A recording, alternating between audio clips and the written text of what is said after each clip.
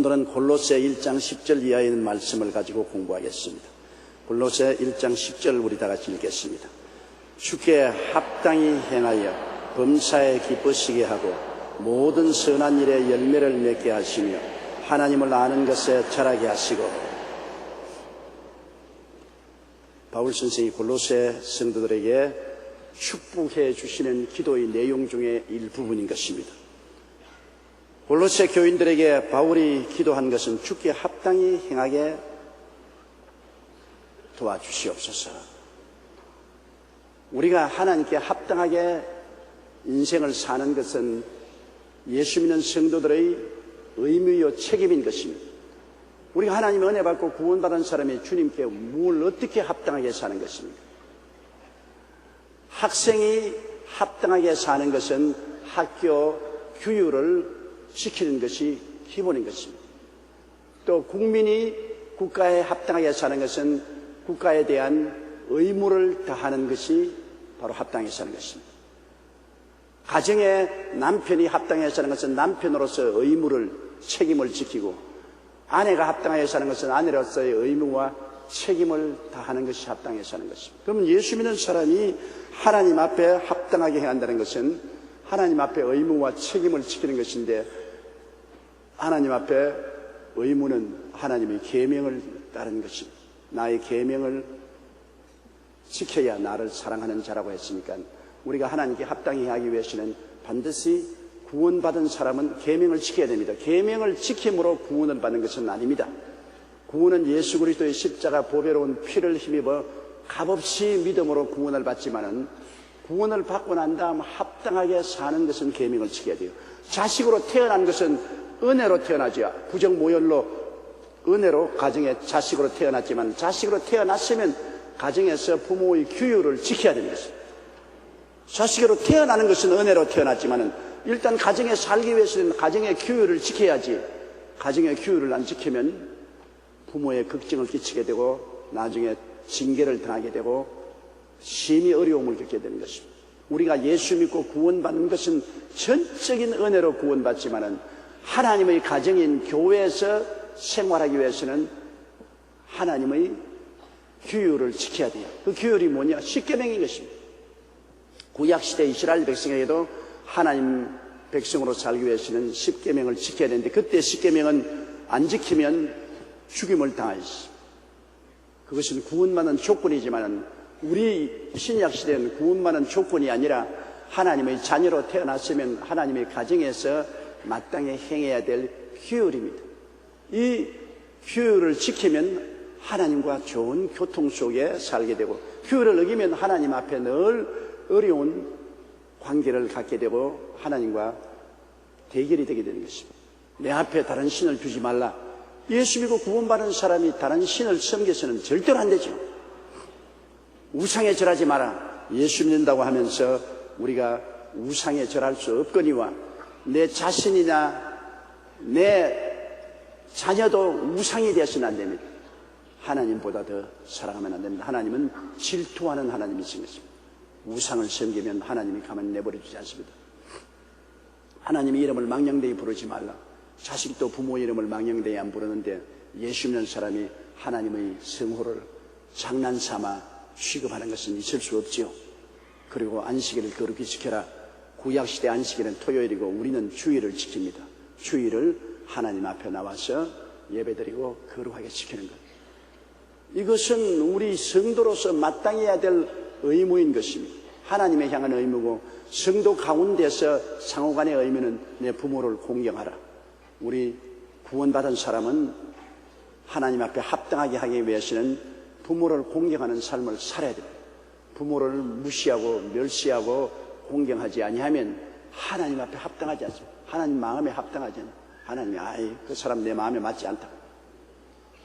살인하지 마라. 여러분, 우리 지금 큰 충격을 받고 있지 않습니까?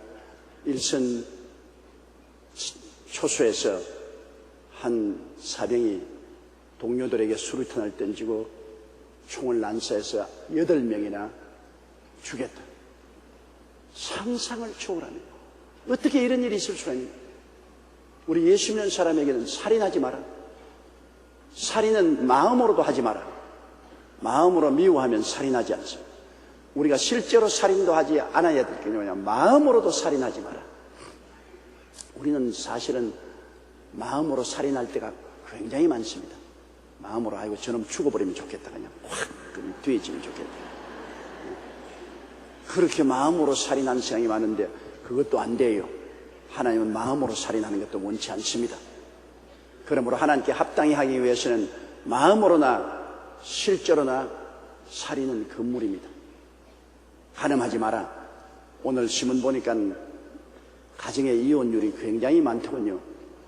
그것도 30대, 40대 이혼도 많은데 백발이 성성해서 이혼을 많이 해요. 왜 그러냐, 그 이유를 보니까 옛날에는 아내가 경제력이 없어서 남편 떠나면 굶어 죽기 때문에 싫으나 좋으나 붙어 살았는데, 이제는 여성의 지위가 향상되고 경제력이 있기 때문에 남편하고 정 마음이 안 맞으면 이혼을 한다. 황혼 이혼을 한다.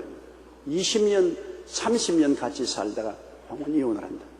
참 슬픈 일입니다. 그런데 제일 이혼의 중요한 이유 중에 하나가 간음하는 것, 외도하는 것, 간음하는 것. 이것이 이혼의 중대한 이유 중에 하나가 되어 있습니다. 그러므로 하나님의 마음에 합당하게 사는 것은 하나님께서 일부로 해서 평생을 같이 사는 것이 하나님 뜻에 합당한 것입니다. 성경에는 이혼하는 것 하나님이 원치 아니한다고 말했습니다. 성경에는 주님께서 남편이 아내를 버리고 다른 데 장가들면 간음하고, 또 이혼당한 여자가 다른 남자에게 시집가도 간음한다. 그러니 하나님은 아예 그냥 이혼하지 말은 것입니다.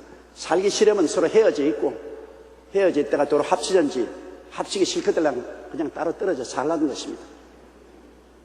굉장히 하나님은 그게 엄격합니다. 내 생각은 조금 다르지만 하나님 생각하고는 달라도 그렇지 않아요. 제가 목회 상담을 해보면 대단히 못된 남편하고 참다가 못해서 이혼을 했는데, 그 부인을 사랑하는 남자가 있어서 결혼을 해도 되느냐고 내게 질문을 해오는 자매님들이 여러 명 있었습니다. 이혼은 했는데 자기를 정말 아껴주고 사랑하는 남자가 생겼는데 결혼해도 되겠느냐? 내 마음에는 오케이 그러고 싶어요. 그냥 한평생 두 번 사는 것도 아니고 한 번 사는데 싫은 남편하고 서로 찡그리고 있는 것보다는 헤어져서 자기 좋아하는 남자하고 결혼해서 사는 것 좋지 않느냐? 오케이다 그렇게 하고 싶은데 성경은 노.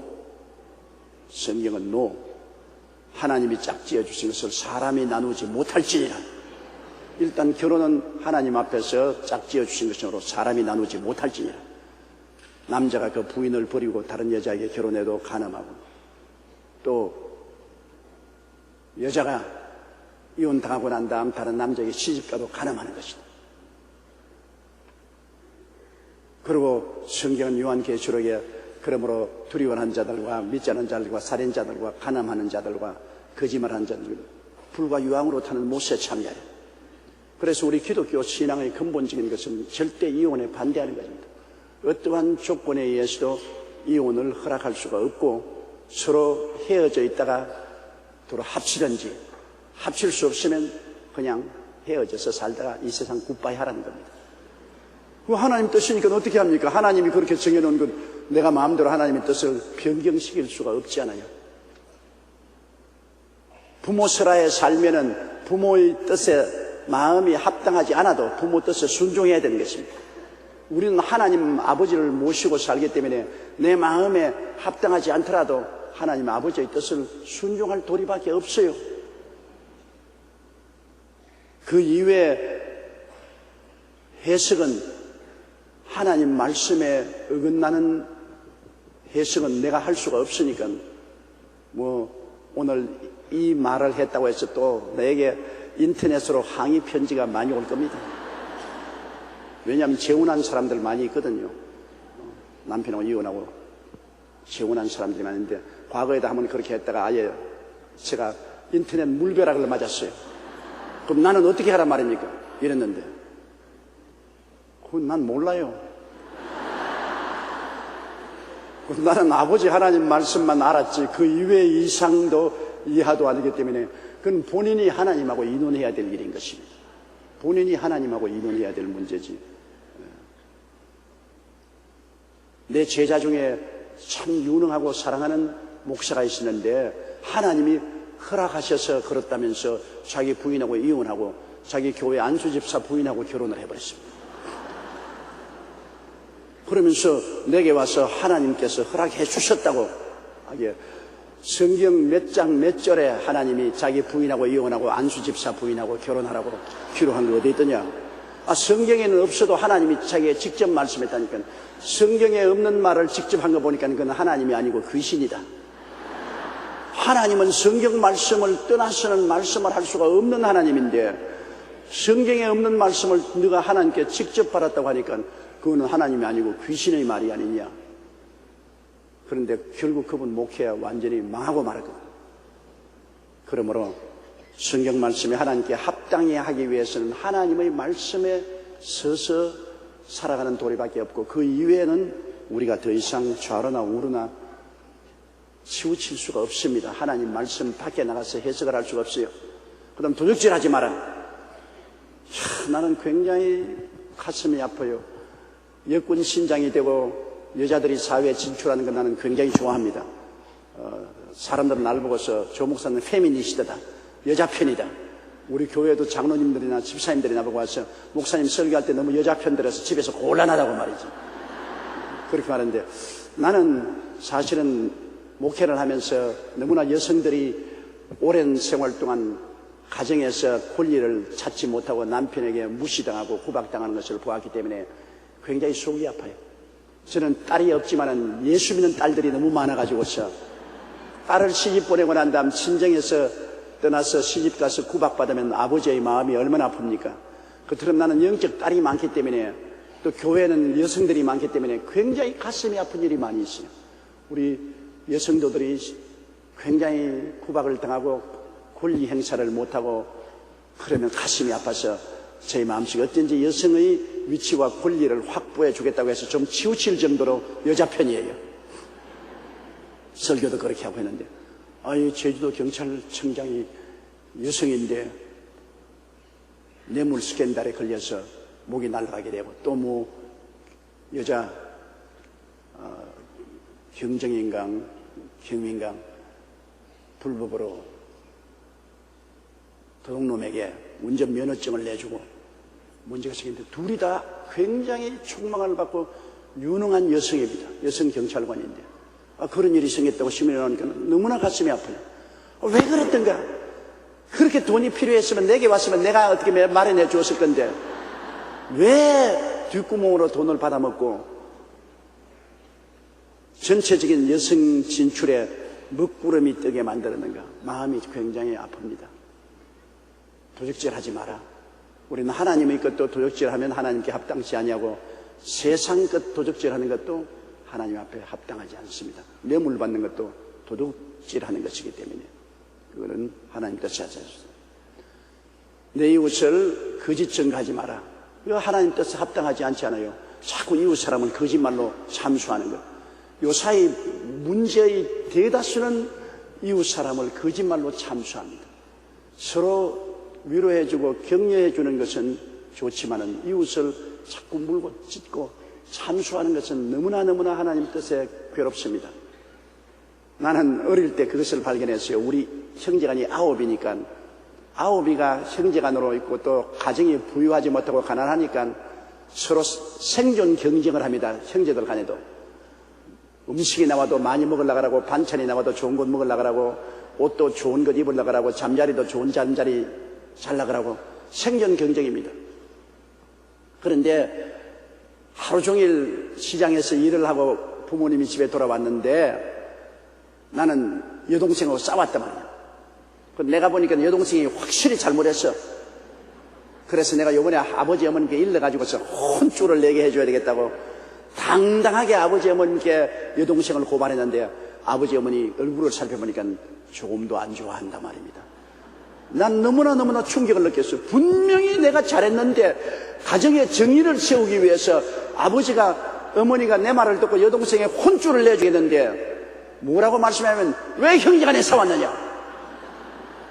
형제간에 싸워서 아버지 어머니께 고발하는 것 부모가 좋아할 줄 알지만은 부모는 좋아하지 않는다. 잘했건 못했건 화목하기를 좋아한다. 그때 내 속이 비뚤어졌습니다. 잘한 것은 잘했고 못한 것은 못했는데 그래 그걸 분별 안 해주고서 잘한 나도 못한 동생하고 싸잡아서 우시려니까 이렇게 불공평한 일이 어디 있냐. 상당히 불평을 말해주고 늘 그것이 마음에 응어리가 졌는데 내가 자식을 낳아보니까 애들이 자라면서 내게 고발하니까 잘한 놈도 싫고 못한 놈도 싫어요. 형제간에 화목하게 지내는 것이 제일 좋고 잘했다 못했다 다 좋지가 않아요. 그 부모가 형제간 싸우는데 편들 수가 없어요. 잘했다 못했다 편들 수가 없어요.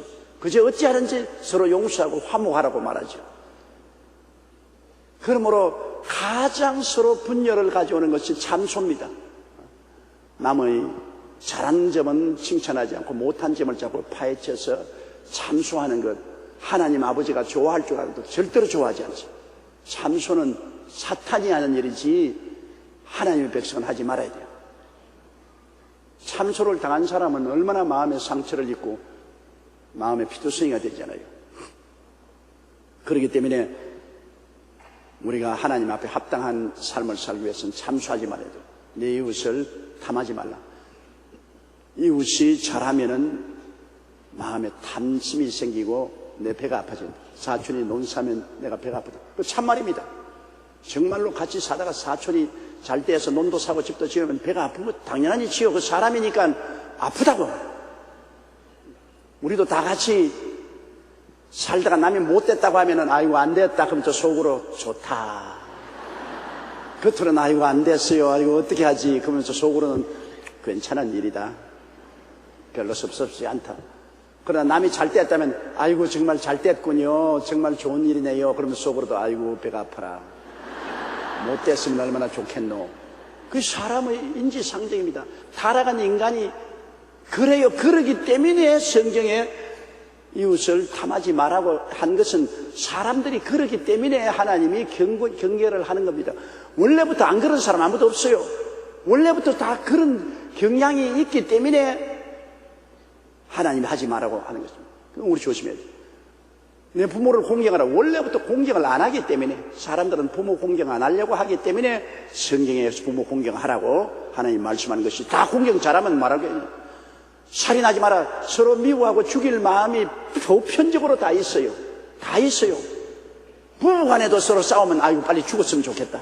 그런 생각나는데 안 그런 사람 있어요. 한번 손들어 봐 주세요. 속으로 남편하고 심히 다투고 난 다음 저놈의 영감 빨리 죽었으면 좋겠다. 말은 안 하지만 속에 요만한 생각이라도 올라오거든. 그 민망해서 말을 못하지. 그 남녀나 다 같이 그런 게 있기 때문에 주님이 살인할 마음 갖지 말라는 거죠. 간음하지 마라. 사람들마다 간음할 마음이 다 있어요. 어느 남자나 어느 여자나 마음속에 선뜻 지나가는 마음에 간음할 마음이 없는 것 절대 아니에요.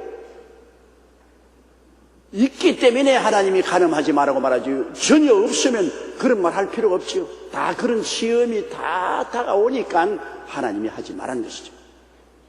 교육질할 마음 누가 없어요. 남의 많이 가지고 있는데 내가 슬쩍 할 수 있는 기회가 오는데 안 하고 싶은 사람 누가 있어요. 다 유혹을 받아요. 남이 했다고 죽일 놈 살릴 놈 하지만 자기도 그런 위치에 있으면 그렇게 하고 싶어요. 난리문 시장에 청바지 하나 훔쳤다가 여자가 경찰에게 뇌물까지 주다가 잡혔다는 말도 봤는데 우리가 욕을 하지만 사람들마다 좋은 걸 있으면 갖고 싶은 마음이 있기 때문에 하지 말은 거예요. 남 잘 되면 속 아픈 것이 있기 때문에 탐하지 마라. 그러므로 이것을 계명을 가지고 있는 것은 내 속에 그러한 성격이 있기 때문에 그것을 제어하기 위해서 계명을 주신 것입니다. 내가 완전히 천사가 되어서 그런 성격이 없으면 하나님이 계명 줄 필요 없어요. 어이, 그런 거 뭘 계명 줘요? 아예 그런 생각도 없는데. 그러나 우리 사람들이 다 마음속에 그런 경향을 가지고 있고 그런 성품을 가지고 있기 때문에 그 나쁜 성품을 억제하고 올바르게 하나님 뜻에 합당하게 살 수 있도록 하기 위해서 계명을 주신 것입니다. 그렇기 때문에 우리가 늘 계명을 외워야 돼요. 저는 매일 아침 십계명을 외웁니다. 십계명을 왜 외우느냐? 나는 늘 마음속에 타락한 경향의 성품이 있기 때문에 이를 제어하기 위해서 계명을 늘 외워서 계명에 비추어 보고 계명으로 자기를 자제하고 회개해야 됩니다. 왜 여러분 거울 들여다봅니까? 자꾸 얼굴이 더러워지기 때문에 한번 화장하고 죽을 때까지 오케이면 얼마나 좋겠어요. 그런데 어제 화장했으면 오늘 또 어제 저녁에 다 지워야 돼.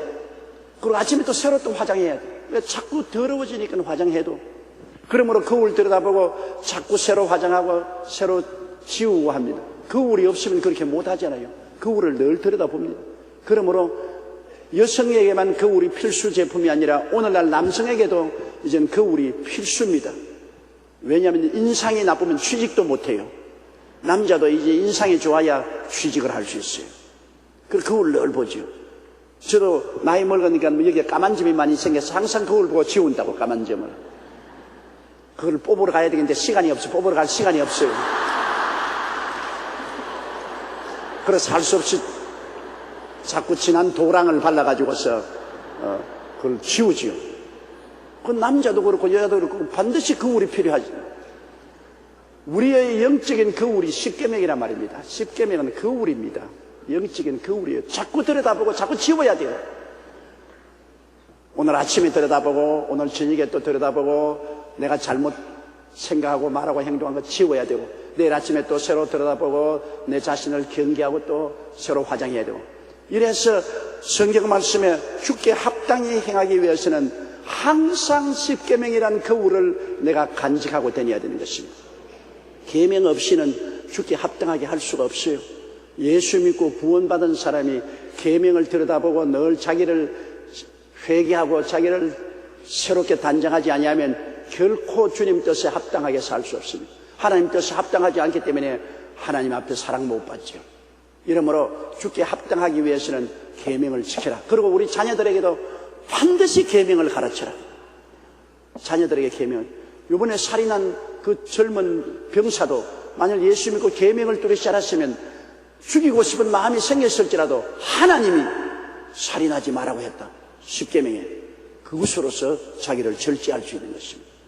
계명을 몰랐기 때문에 절제를 못하죠. 무슨 정욕과 탐욕이 생겨나도 계명을 보고서 자기를 자제하고 절제할 수 있어야 되는 것입니다.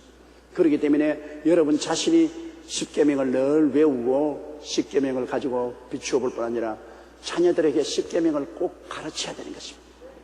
자녀들은 부모 설하에 있을 때 그들의 삶의 인격이 형성되기 때문에 애들에게 꼭 십계명 외우게 하고 주기도문 외우게 하고 주기도문 말 배우자 말자 주기도문 가르치고 십계명을 가르쳐서 한평생 그것을 가지고 살도록 해줘야 되는 것입니다.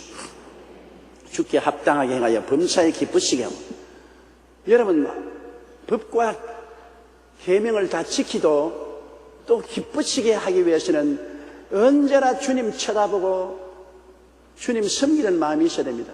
내가 의무와 책임을 다했다면 됐지.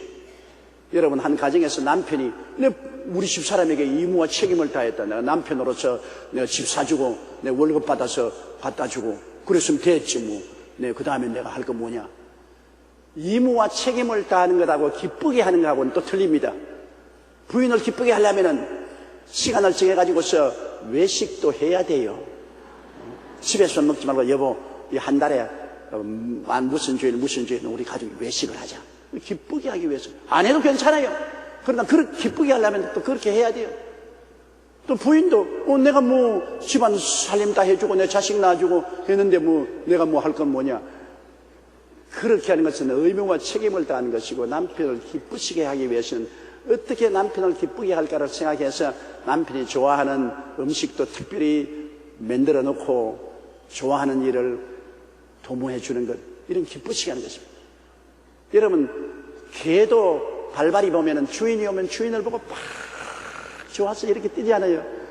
그 주인을 너무 좋아하니까 주인이 개를 좋아하는 것입니다. 사람이 왜 개를 좋아하는지 알아요? 개는 주인을 하도 좋아하니까. 도둑놈도 개는 좋아하니까.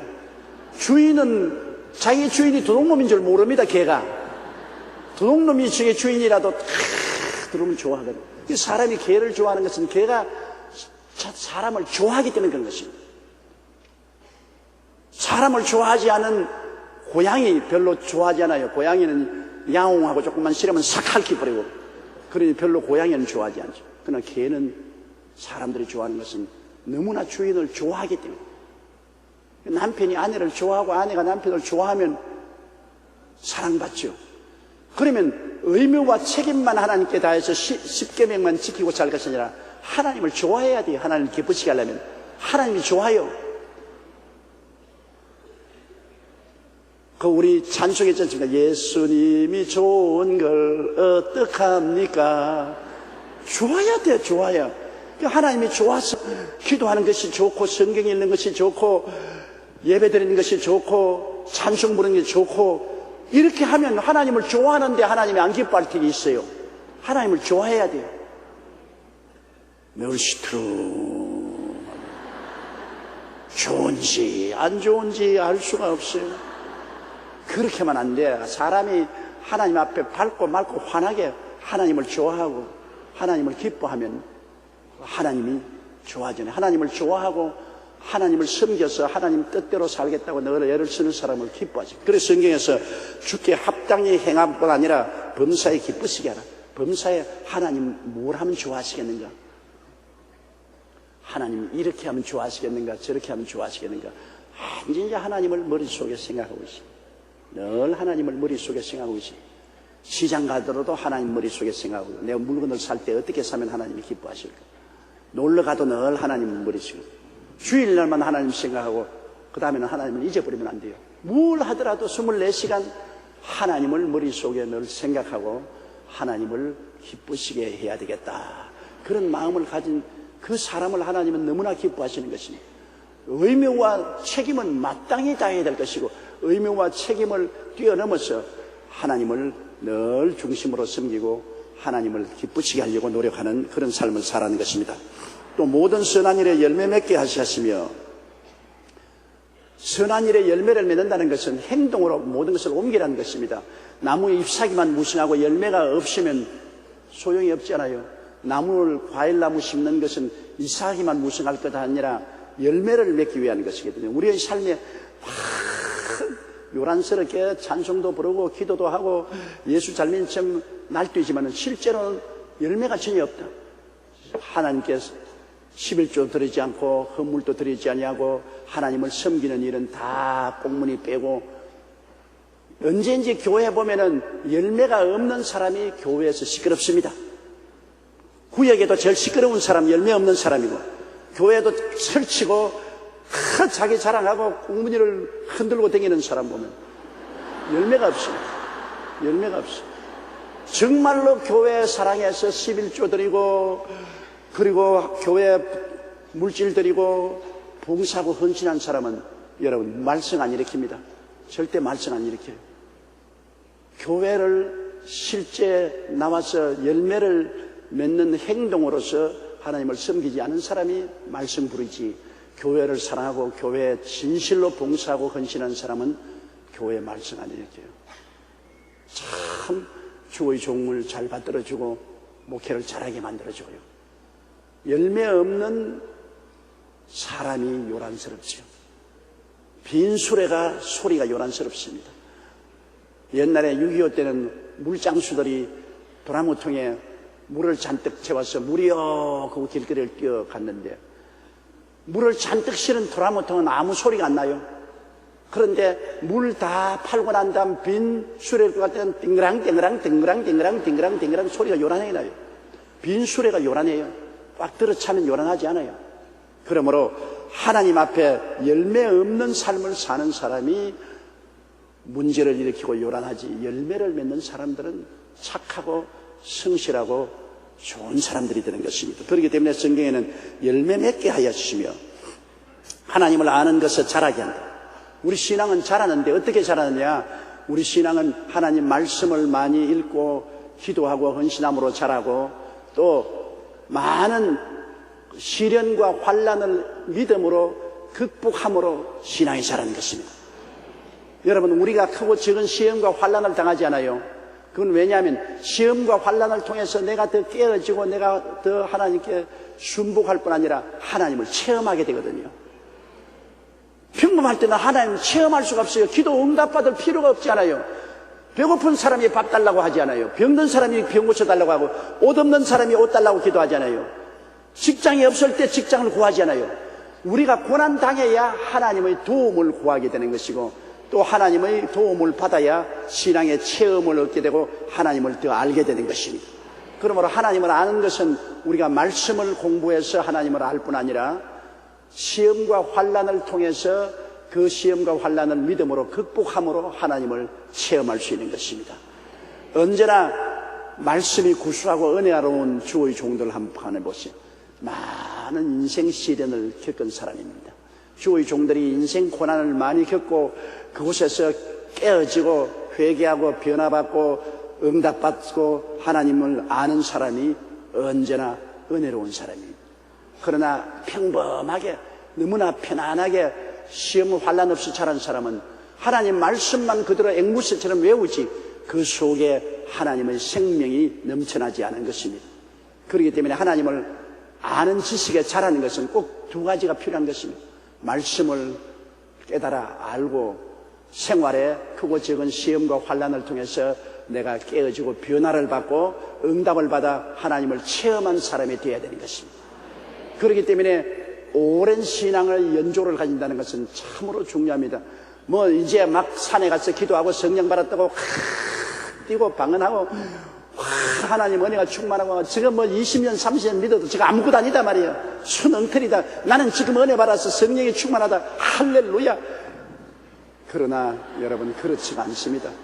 그거는 지금 은혜 받아서 할렐루야 하지 10년 20년 동안 주님을 믿어오는 동안에 그 사람은 많은 하나님 말씀도 깨닫고 크고 적은 시련과 환난을 다 극복하고 신앙을 버리지 않고 살아온 하나님을 아는 사람인 것입니다. 오랜 신앙의 연조가 깊을수록 하나님을 아는 사람입니다. 지금 막 은혜를 체험하고 좋다고 뛰고 꿀리는 사람은 얼마 있지 않아요? 식어집니다. 그 은혜를 간수하기 위해서는 또 긴 세월 동안 시험과 환난을 통해서 그 은혜로 말미암아 시험을 극복하고 환난을 이기고 응답을 받고 그렇게 해야 은혜가 내 것이 되는 것이지 지금 넘친다고 해서 그 은혜가 내 것이 되는 것이 아닙니다. 오랜 연조를 가진 신앙이란 굉장히 중요합니다. 그렇기 때문에 교회 지역장이나 구역장 오랜 신앙을 가진 사람이 리더가 되어야 되지.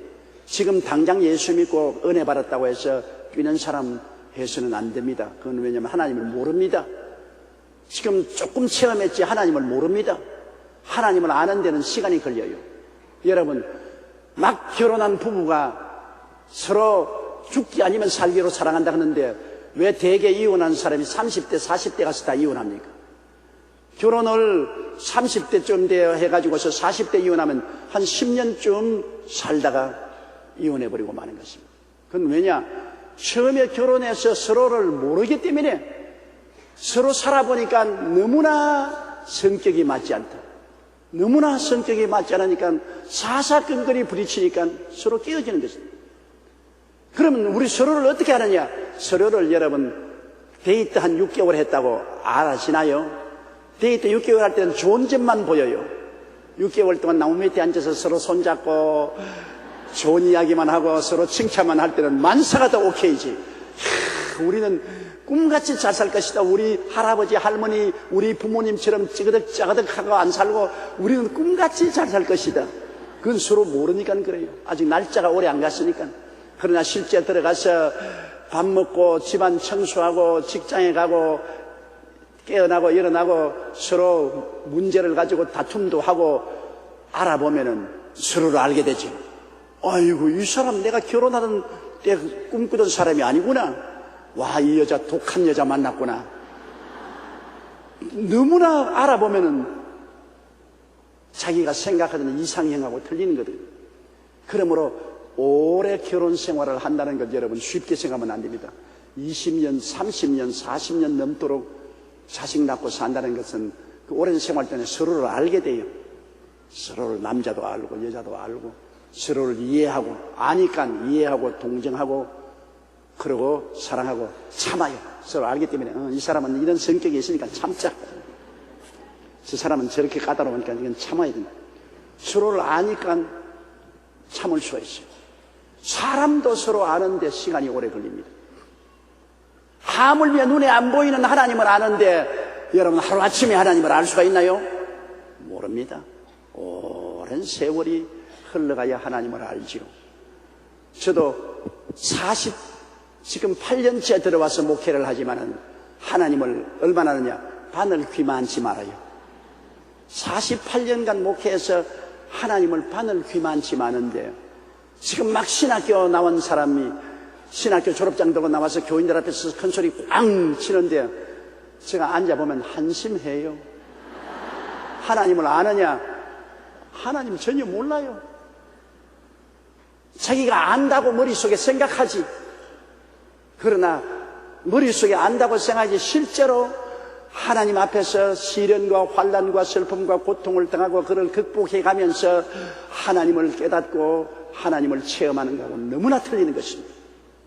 그러므로 모든 일에는 시간이 필요해요. 시간이 필요해요. 예수 믿고 난 다음 천당에 좋은데 뭐 당장 데려가지 왜 오랫동안 세상에 두느냐. 예수 믿자마자 천당에 당장 데려가면 하나님을 알지도 못하고 변화도 받지 못해요. 예수 믿고 난 다음 세상에서 좀 살아야 변화도 받고 하나님도 알고 천당에 올라가서 하나님의 은총을 깊이 누릴 수가 있게 되죠. 여러분 예수 믿고 난 다음에 이 땅에 사는 생활은 변화받는 생활인 것입니다.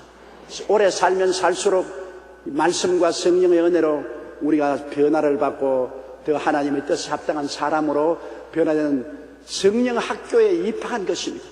오래 공부할수록 하늘에 올라가서 상급이 더 커지는 것입니다. 그러므로 주께 합당한 열매를 맺게 하시며 하나님을 아는 것에 자라게 하시고 11절요. 그 영광의 힘을 쫓아 모든 능력으로 능하게 하시며 기쁨으로 모든 견딤과 오래 참음에 이르게 하시고. 자, 영광의 힘을 쫓아 모든 능력으로 능하게 한다. 영광의 힘. 오늘날 세상은 힘으로 삽니다. 우리가 오늘 움직이는 것은 무슨 힘으로 삽니까? 밥 힘으로 삽니다. 밥 안 먹으면 힘 없지요. 밥 힘으로 살아요. 제가 이 부흥에 나가보면 특별히 관심을 기울이는 것은 부흥에 나가서 그냥 이런 건물에서 할 때는 밥을 좀 적게 먹어도 괜찮아요. 힘이 별 적게 들어요.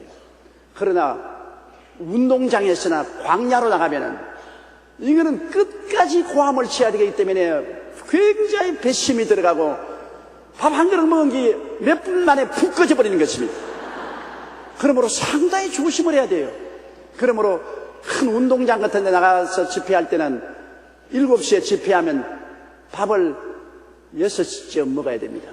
왜? 배가 빨리 안 꺼지게 그 조절을 해야 돼요. 배심이 있게. 그러나 이런 데서 할 때는 한 2시간, 3시간 전에 밥 먹어도 괜찮아요. 능히 해나갈 수 있어요. 그러나 에너지가 많이 소모되는 곳에는 에너지 비축을 해야 돼요. 우리는 밥 힘으로 살지요. 또 사회에 나가면 우리는 두뇌 힘으로 살지 않아요. 머리 힘, 공부를 많이 해서 지식의 힘으로 살지 않아요. 육체는 밥 힘으로 살고 두뇌는 지식은 공부 많이 해서. 요사이 어제 목사님들하고 제가 대화를 할 때 많은 여자 교역자가 생겨나야 된다. 요사이는 여성의 시대다. 내가 여성 선전하니까 목사님들 눈이 휘둥그레졌어요. 왜 여성 시대라고 말합니까? 옛날에 농사 지을 때는 남자들 기골이 장대해야 된다. 지게 걸머지고 그거 밭 갈고 나무 해오고 이러기 위해서는 농경생활에서는 기골이 장대해야 되므로 남자 중심의 생활이 된다. 더구나 원시시대 사냥할 때는 막 짐승을 따라가서 상과 들을 뛰어가서 창을 던지고 활을 쏘고 해야 되기 때문에 남자 중심의 사회다. 그 다음에 산업화 사회에 들어와서는 이제는 기계를 움직이는데 기계를 움직이는 것은 또한 하루 종일 써가지고서 기계를 움직이기 위해서는 근육 힘이 있어야 되기 때문에 또 산업화 사회에도 남자가 있습니다. 그러나 오늘날에 와서는 이제는 무슨 사회냐? 전자시대다, IT 시대다. 지금은 무거운 지게 짊어지고 서로 바꿀 필요도 없고, 그렇지 않으면 뭐 중기를 움직이고 건설 노동장에서 높은 데 기어 올라가고 할 필요가 없다. 전부 컴퓨터만 두들기면 된다. 앉아가지고서 탁탁탁탁탁. 컴퓨터는 누가 잘 두들기냐? 여자가 제일 잘 두들긴다. 그냥 IT 산업은 여자가 섬세하고 손가락도 섬세하기 때문에 요사이는 전부 IT 산업으로 컴퓨터만 잘 움직이면 모든 일을 다 해내지 않느냐. 그렇기 때문에 남자보다도 여성 인력이 요사이는 대단히 효율적으로 일할 수 있는 것이다. 그리고 여성이 그런 일은 잘한다. 제가 한번 그 이야기를 했습니다. 덴마크에서 비행기를 타고 프랑스 파리로 가는데 저녁입니다. 저녁에 코펜하겐에서 비행기를 탔는데 피아 치고 바람이 많이 불어요. 그래서 아야, 이 비행기가 날아가겠는가, 이렇게 비바람이 치는데 비행기가 이거 추락하지 않겠는가, 마음이 기분이 좋지 않더라고요. 그 비행기 좌식에 앉아서 단히 벨트를 메고 조종석을 문을 열어놨게 이렇게 보니까 깜짝 놀랐습니다. 조종석에 앉아있는 주조종사, 부조종사가 다 여자예요. 그래서 안심했다. 남자가 앉았으면 내가 두려워했어요. 여자가 조종석에 앉았기 때문에 안심했다. 왜? 여자는 집에 아들, 딸들이 있기 때문에 가장 조심스럽게 자기를 행동합니다. 가장 교통사고를 안 내는 사람이 자식을 차에 태운 어머니라고 합니다. 자식을 태운 어머니는 교통사고를 안 내기 위해서 가장 조심을 하는 것입니다. 그런데 자기 자식들이 집에 다 있는데 비행기 떨어질 만큼 기상이 나쁜데 여조종사가 조종을 할 택이 없어요. 그래서 편안하게 갔다. 남자 같으면 뭐 아이고 될 대로 되라, 까짓까지 뭐 죽으면 죽고 살면 살고 그렇게 비행기를 조종할 수 있을 가능성이 있는데 여자는 그렇지 않거든. 여자는 집에 아들, 딸이 있고 자식들이 있으니까 자식들의 책임을 걸머쥐고 있는 어머니로서의 조종하기 때문에 괜찮아요. 그런데 내가 마음이 편하죠. 그럴 정도로 오늘날은 이제는 육체적인 힘으로 살아가는 사회가 아닙니다. 주먹으로 사는 사회가 아닙니다. 이제는 전자시대 모두 다 머리를 쓰는 시대입니다. 그런데 남자가 여자보다 머리가 특별히 좋다는 보장이 어디 있습니까? 하나님께서 남녀를 똑같이 지었는데 공부만 많이 하면 남자나 여자나 차별이 있을 수가 없어요. 그러므로 오늘날 사회는 여성들이 진출하는 사회가 되었다는 것입니다. 사회, 정치, 경제, 교육, 문화, 군사, 산업 모든 면에 남녀 차별은 철폐되어야 되는 것입니다. 이제는 오늘은 원시 시대도 아니고 농경 시대도 아니고 산업화 시대도 아닌 것입니다. 오늘은 전자 시대에 와서 남녀 구별이 있을 수가 없습니다. 그러면 목사님들이 나보고 물어요. 왜 여자를 강단에 세워도 괜찮다고 합니까? 옛날에는 마이크가 없을 때는 목사님이 고함을 크게 설교를 해야 되기 때문에 남자 목소리가 필요했지만 여자 목소리가 작아도 요새는 마이크가 있기 때문에 얼마인지 할 수가 있거든요. 열심히 하나님 말씀 배우고 기도 많이 해서 성령 충만하면 고함 칠 필요 없지 않느냐. 차근차근하게 이야기해도 마이크가 있기 때문에 얼마든지 많은 사람에게 설교할 수 있으니까 오늘날 거기에 여성이 체력적으로 남성에게 뒤떨어질 필요가 없다. 이만쯤 했으면 날 보고 여자주의라 그러지 않겠어요?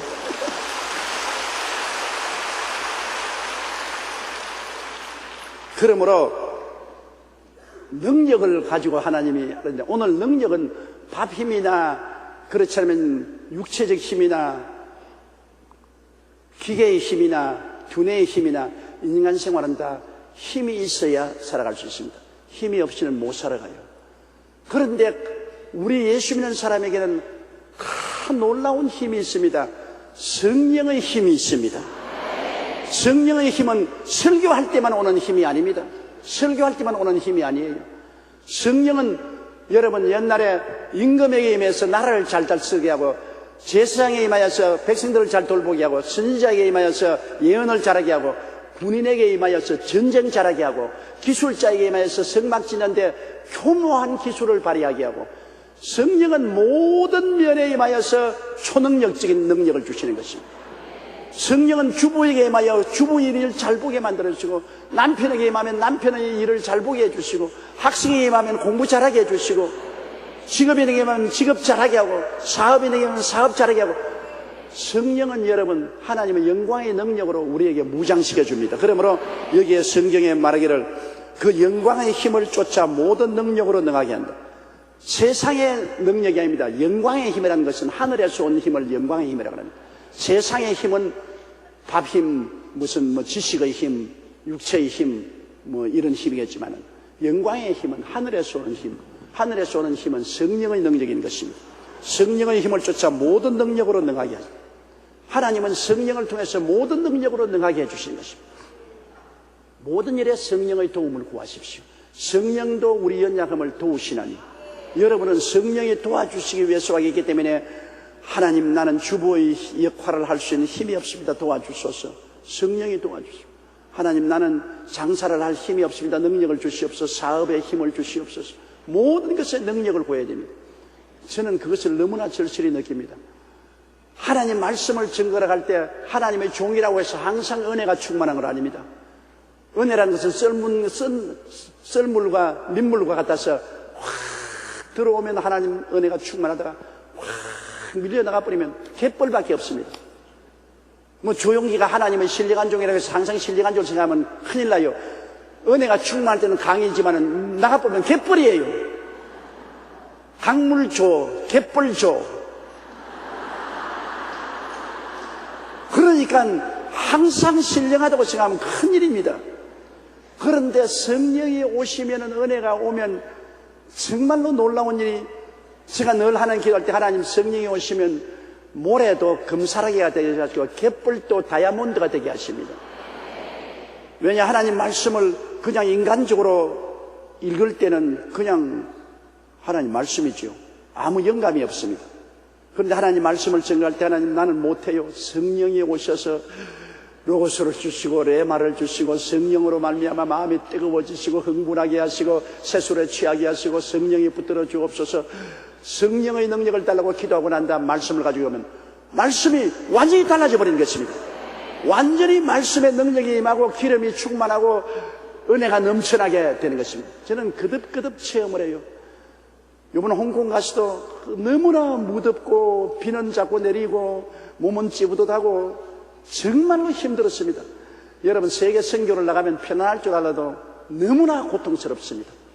한국 국내에서 주일 예배, 3일 예배 드리고 지성전에 나가서 설교하고 부흥하는 건 이거는 약과입니다. 이거는 아주 편안하고 좋아요. 그러나 해외에 나가서 대성회를 인도한 때는 굉장히 고통스럽습니다. 그 스트레스는 거의 상상을 못할 만큼 스트레스가 옵니다. 먹은 것도 소화가 안 되고 막 그래요.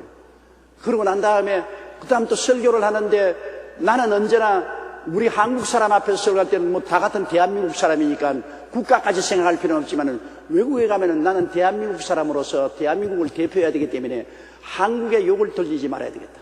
그 마음이 굉장히 부담이 된 것입니다. 시집가면 친정에 욕 안 먹여야 되겠다고 늘 그 마음에 관심이 이르지 않아요. 우리 대한민국의 영광을, 하나님께 영광을 돌려야 되겠고 대한민국의 영광을 돌려야 되겠다.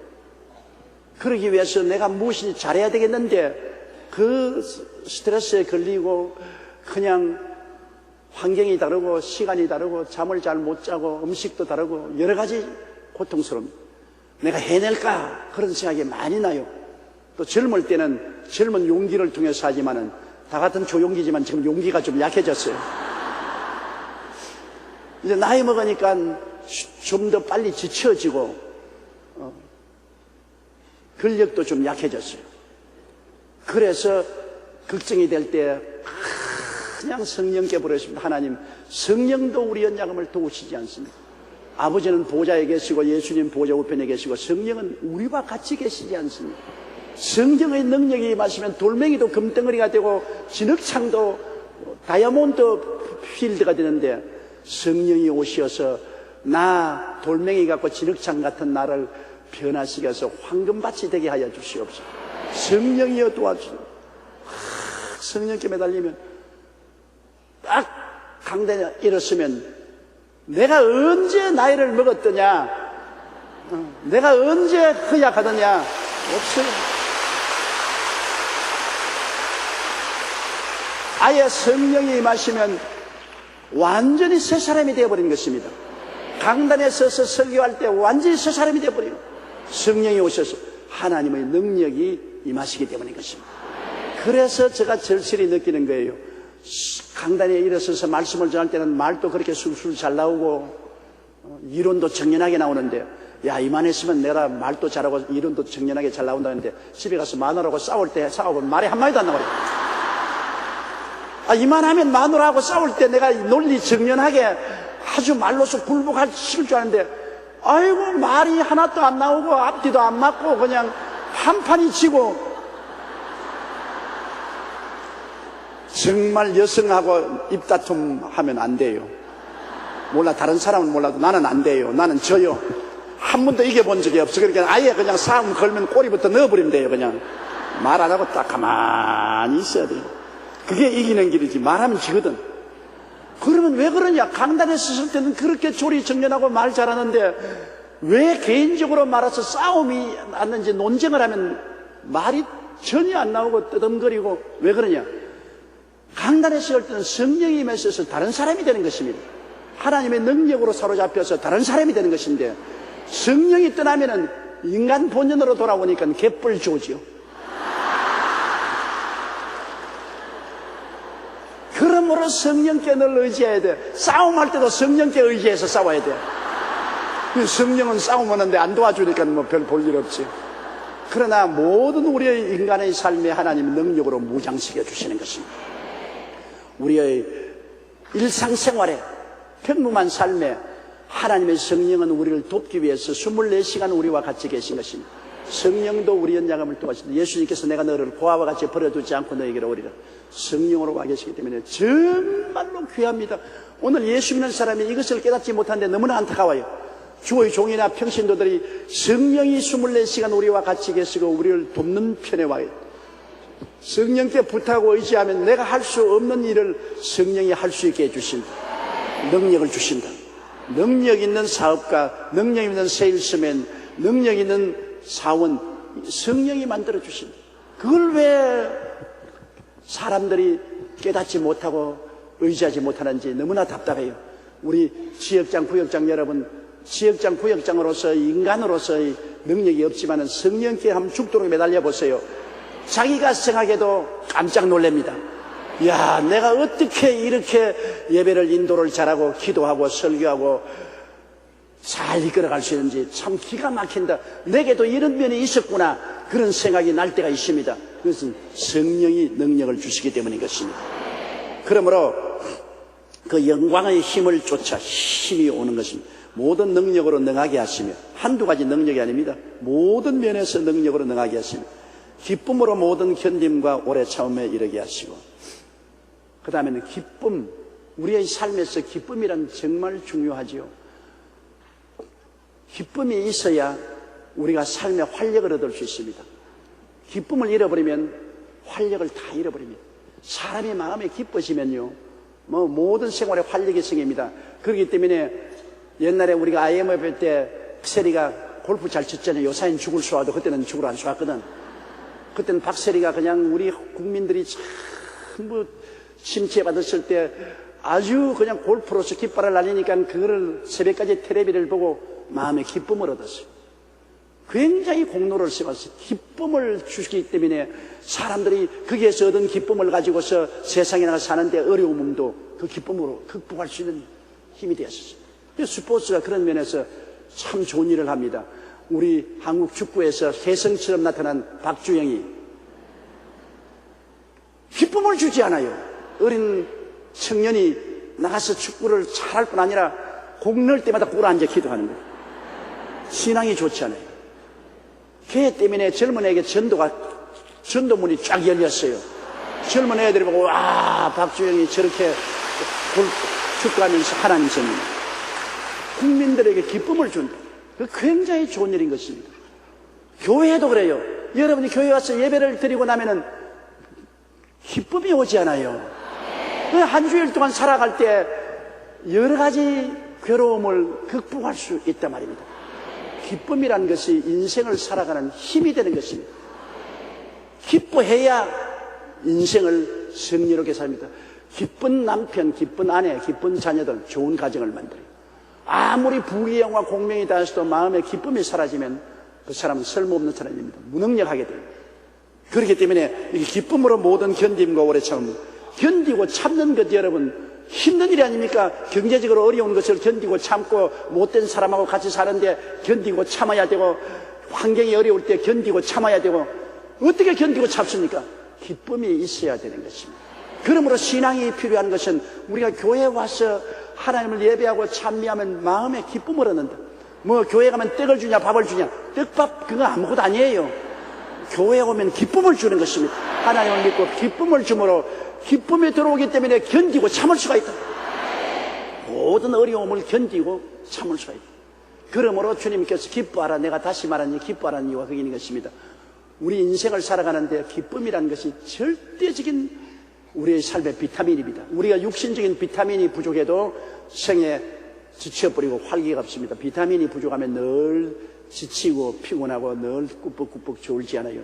그래서 요사이 광고에 비콤시 꾸벅꾸벅 조는데 비콤시 그러면 졸지 말라고. 비타민이 들어오면 피곤이 없습니다. 그러나 영적인 비타민은 뭡니까? 기쁨입니다. 기쁨. 그러므로 예수 믿고 하나님 성령 받고 기쁨이 충만해야 돼요. 오늘 교회는 예배를 드리고 기쁨이 충만해야 돼요. 내가 어제 목사님들에게도 그 이야기 했습니다. 교회에 와서 자꾸 사람들 때려잡고 말이야 정죄하고 판단하고 쥐어받고 하지 마라 말이지. 그렇지 않더라도 이 세상에서 쥐어박히고 쥐어박히고 고통을 당하고 오는데 교회까지 와서 목사에게 쥐어박히고 욕을 얻어먹고 꾸중 들으면 어디에서 기쁨을 얻을 수 있냐. 교회는 예수 그리스도의 십자가를 통하여 소망을 주는 곳이다. 마음에 소망이 넘쳐나서 기쁨이 충만해져야 합니다. 그러면 어떠한 역경도 이겨나갈 수 있는 용기와 힘이 생기는 것입니다. 이러므로 우리는 늘 주님 앞에 기도하고 기쁨을 구해야 되고 또 기뻐하려고 노력해야 되는 것입니다. 기뻐하려면 모든 것을 긍정적으로 봐야 돼요. 모든 일을 긍정적으로 봐야 돼요. 나쁘게 해석하면 기쁨이 사라지는 것입니다. 우리가 어떤 일에도 고약한 눈, 나쁜 눈으로 보면 기쁨이 사라져요. 부정적으로 보면 안 돼요. 모든 일을 우리가 마음에 결심하고 다 좋게 봐야 돼요. 왜? 남을 위해서 그런 게 아니라 나를 위해서, 내 마음의 기쁨을 잃지 않기 위해서는 내가 모든 사람들을 좋게 보고 모든 행동을 좋게 해석한다. 나쁘게 해석하면 부정적이 되기 때문에 좋게 해석한다. 그러면 마음속에 기쁨을 잃지 않습니다. 자꾸 남을 흉보고 부정적으로 보고 파괴적으로 보는 사람은 남에게 고통을 가져오는 것뿐 아니라 자기에게 기쁨이 사라집니다. 왜냐하면 남에게 흙칠하면 자기 손에 흙 묻어야 되니까 자기 기쁨을 잃어버립니다. 자기가 불행했지. 자기가 견딜 수가 없게 되는 것입니다. 제가 이번에 군대에 사고가 났기에 나는 그 해답을 어떻게 제시했냐. 각 소대마다 목사를 파견해라. 왜냐하면 군대에서 기쁨을 얻고 우울하고 괴로울 때 자기 상사에게 이야기할 수 없고 동료에게 이야기할 수 없을 때 목사에게는 이야기할 수 있습니다. 사람이 속을 확 털어놓으면 들어줄 사람이 있고 속을 털어놓으면 마음의 기쁨이 회복됩니다. 그렇지 않아요? 마음에 속을 털어놓는다는 것이 참 좋습니다. 오스트레일리아 대학에서 연구한 거 보니까 노인들이 가장 오래 사는 노인들을 조사해 보니까 속을 털어놓고 서로 이야기할 수 있는 친구가 있는 사람이 가장 오래 산다는 거예요. 친구가 자기가 정말 한두 다정한 친구가 있어가지고서 그 친구에게 내 속을 다 털어놓는 거예요. 그러면 그 친구가 그 속을 털어놓은 걸 다 들어주고 이해하고 격려해주면 마음의 기쁨을 회복합니다. 기쁨이 마음속에 엔돌핀이 돼가지고서 병을 이기고 저항력을 이기고 오래 살게 만들어요. 그러나 그렇게 친한 친구가 있어 속을 다 털어놓을 사람이 없는 사람들은 쉽게 마음의 스트레스를 받고 고통을 당하고 저항력을 잃어버리고 병들어 죽었다는 것입니다. 과학적으로 증명된 사실입니다. 그러면 오늘날 청소년들은 옛날 우리 시대와 달라요. 우리는 고통을 당해도 참고 견디는 것이 운명으로 생각했는데 엄청나게 요사이는 잘 먹고 잘 입고 잘 자랐단 말입니다. 부모들이 그냥 아이고 내 새끼야 눈에 넣어도 아프지 않다고 우냐우냐하고 그렇게 키웠어요. 여러분 나도 내 자식 그렇게 키웠으니까. 그런데 사실 그게 온실에서 키운 자식들이 돼가지고서 인내력을 갖지 못해요. 젊은 애들이 조금만 괴로워도 못 견뎌요. 그리고 늘 마음이 차분하지 못하고 늘 컴퓨터에서 늘게 되고 늘 그냥 팡팡 쏘고 죽이고 하는 그 게임을 해야 되고 이런 정신적으로 인내력을 갖지 못하는 애들이 조그만 욕을 얻어먹든지 체벌을 당하면은 목 참고 애락까지 될 대로 되라고 돼버립니다. 이러한 사람들이 속을 다 털어놓고 이야기를 하고 마음의 기쁨을 상실하지 않도록 하는 게 위해서는 목사가 꼭 필요해요. 목사가 꼭 축복을 안 해주더라도 들어줄 수 있으니까. 남의 말 들어주는 거 참 좋지 않아요? 부부간의 싸움도 여러분, 내가 비결 하나 가르쳐 줄까? 내가 오래 살면서 깨달은 것. 남편이 막 잔소리 하거든. 들어주면 돼요. 그냥 들어주지 못하거든. 마음에 생각을 해요. 고리라가 지 마음대로 고함 친다. 고리라하고 싸우겠어요? 고리라가 고함 친다. 그냥 그렇게 생각하고 그냥 가만히. 또 부인이 그냥 막 쫑알쫑알 대면 뭐 어쩌고 어째 그거 같이 달라들면 끝이 없어요. 가만히 들어줘요. 그럼 한참 쫑알거리다가 할 말이 없으면 그만 거쳐버리거든. 실탄이 다 소모하고 나면 거치지 않아요. 그만 듣고 있어. 사람이 자기 할 말 다 하고 나면 속이 시원해져요. 싸울 때는 있는 말 없는 말 다 주워 삼킨다고. 걔도 아는 말 다 한다고. 나무 속을 확 쥐어 털어버리려고. 부인은 남편 창자까지 쥐어 털어버리려고 하고, 남편은 부인의 속을 확 뒤집으려고 일부러 작정하고 그러는데 그게 같이 대항하면 됩니까?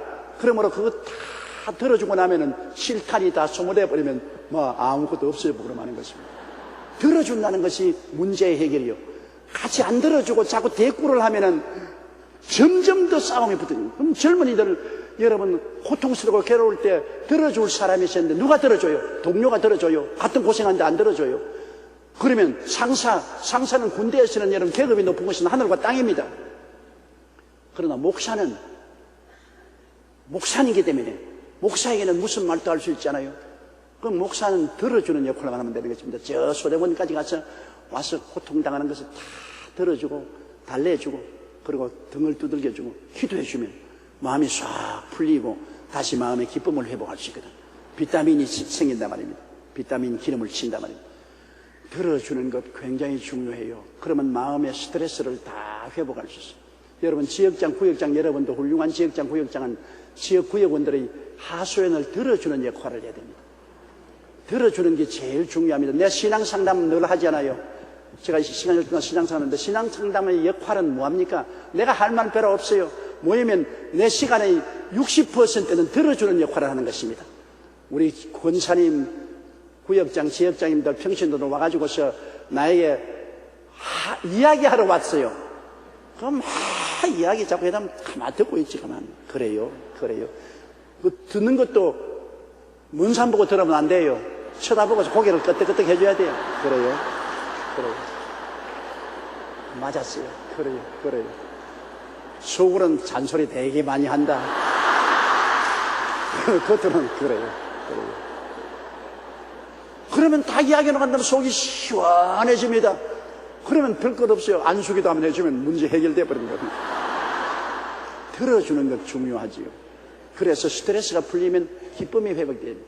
기쁨이 회복만 되면 모든 것을 참고 인내할 수 있습니다. 기쁨이 없으면 인내하고 참지 못해요. 그러므로 성경에 하나님께서는 기쁨으로 모든 견딤과 오래 참음에 이르게 한다고 말합니다. 기쁨이 있으면 돼요. 이러므로 교회가 정말 좋습니다. 교회 와서 우리가 하나님께 통회하고 자고 기도하고 그 다음에는 찬송 부르고 그 다음에는 말씀 듣고 속이 시원해지고 기쁨이 회복되면 그 다음에는 어떠한 어려움과 시험과 고통도 극복하고 참아갈 수가 있는 것입니다. 할렐루야!